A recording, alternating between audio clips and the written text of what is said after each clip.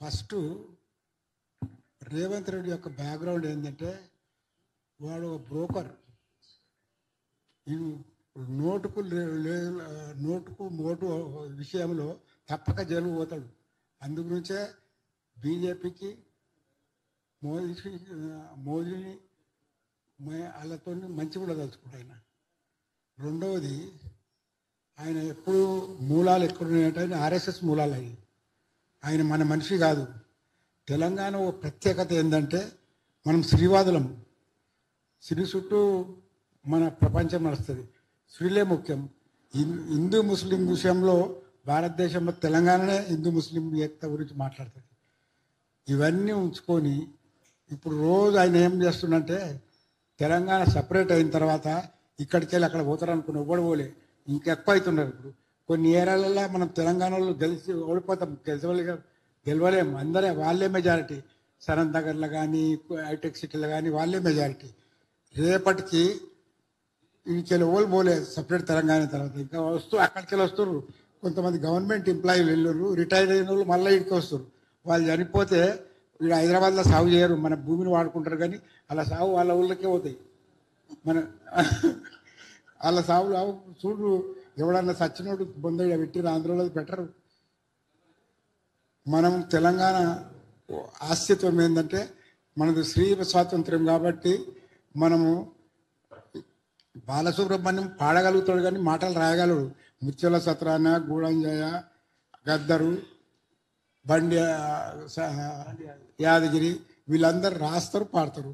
వీడు రాయనీకి రాదీనికి ఖాళీ పాటగాడే. ఆయనకు తెలంగాణ గురించి పైసలు ఇస్తాంరా అంటే అందరికి పాడతాడు కానీ తెలంగాణ పాట పాడనన్నాడు. నేను తెలంగాణను ప్రేజ్ చేసుకుంటాను, నేను పాట పాడదాలను. వాని బొమ్మ పెట్టుక ఎంత అన్యాయం.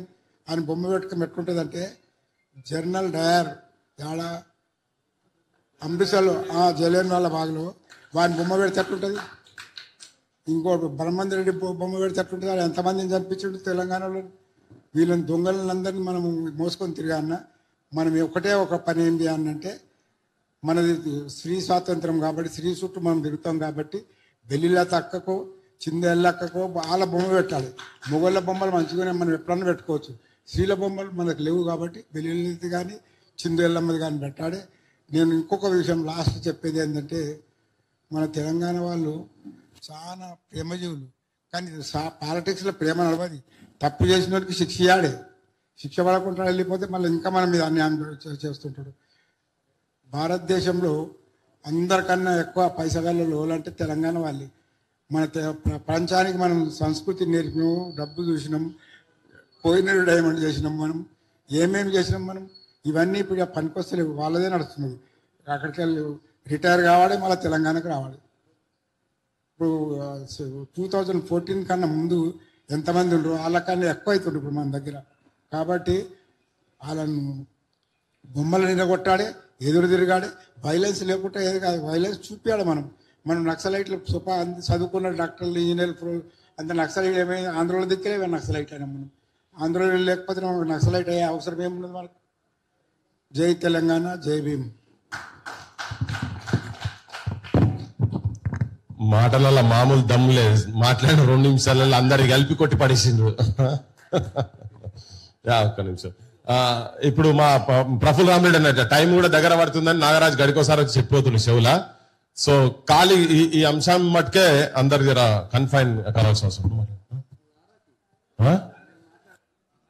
అవునా? అదే మాట్లాడు.